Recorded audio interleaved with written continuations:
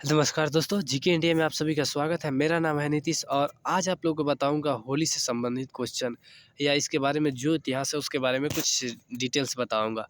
जैसे होली क्यों मनाया जाता है, इसका पौराणिक इतिहास क्या है, होली कहाँ-कहाँ मनाया जाता है, होली से हमें क्या सीख मिलती है और अंत में बताऊंगा कुछ महत्वपूर्ण तथ्य जो होली के बारे में सब लोग नहीं जानते हैं।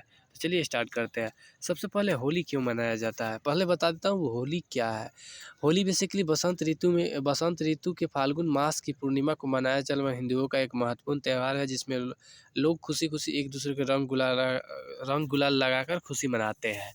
उसके बाद मैंने यहाँ पे आ रहा है इसका प्राचीन इतिहास क्यों क्या है, यह क्यों मनाया जाता है। देखिए इसके बारे में अनेक बहुत सारी मान्यताएँ हैं, जैसे रंग होली के बारे में उस सब के मैं बता रहा हूँ, लेकिन पहले आप लोगों को बताऊँ इसका मेन इसका कारण क्या है। प्राचीन काल में एक राजा हिरण्यकश्यप नाम का मतलब व्यक्ति जो राजा था, वो अपने खुद को भगवान घोषित कर दिया था और भगवान विष्णु का घोर विरोधी था।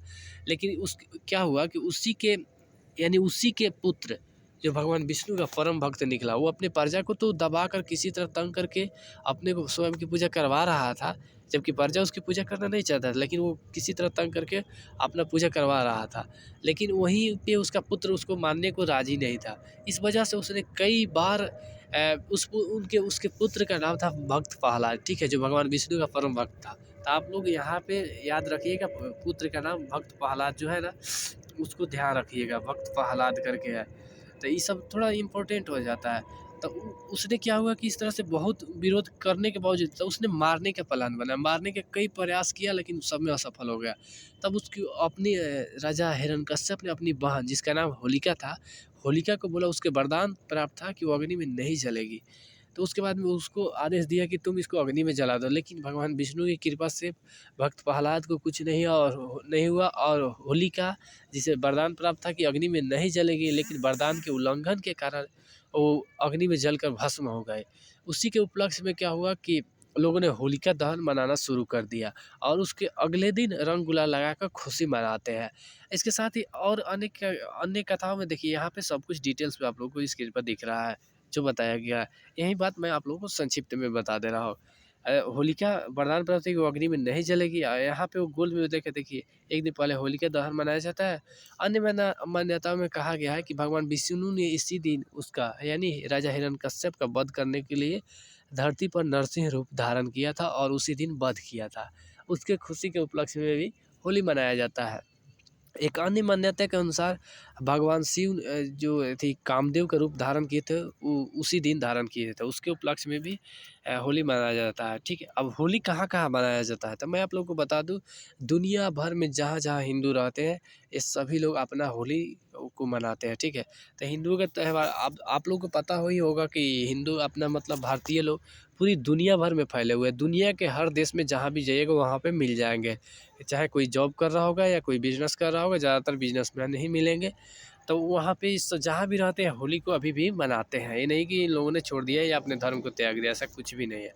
उसके बाद में होली के बारे में कुछ महत्वपूर्ण, होली रंग और उमंग का पर्व है, या बहुत ही खुशी और उल्लास के साथ मनाया जाने वाला सबसे प्राचीन त्यौहार है। हिंदू पंचांग के अनुसार फाल्गुन मास की पूर्णिमा तिथि को होली मनाई जाती है।